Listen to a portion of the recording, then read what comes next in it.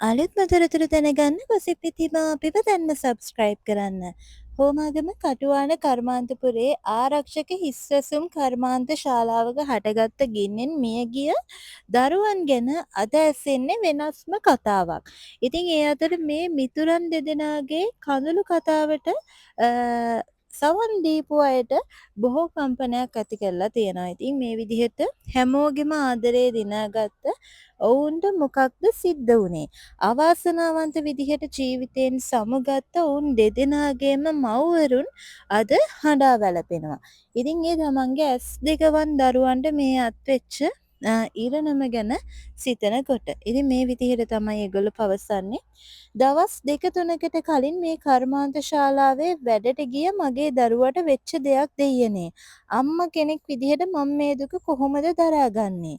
හෝමාගම කටුවන ප්‍රදේශයේ ආරක්ෂක සැසුම් කර්මාන්ත ශාලාවේ හටගත් ගින්නෙන් මියගිය දෙනියායේ පදිංචිව හිටපු අවුරුදු 19ක දිලිප් මදුසංක තරුණයාගේ මව තමා මේ විදිහට පවසන්නේ. ඒ වගේම ඔහු ගැන ඇය මතකයේ අවදි කළේ කඳුළු පිරිච්ච දෙනෙතින් මෙන්න මේ විදිහට. මගේ දරුවයි මියගිය සහන් පුතයි කුඩා කාලේ ඉඳලා එකට හැදුනේ වැඩුනේ. ඒ වගේම දෙන්න එකටමයි ගමන් බිමන් ගියේ. දැන් දවස් 2-3කට කලින් අපේ ළමයයි සහන් පුතයි මේ රස්සාවට ගියා. අම්මේ මම ගිහින් එන්නම් කියලයි පුතා ගියේ.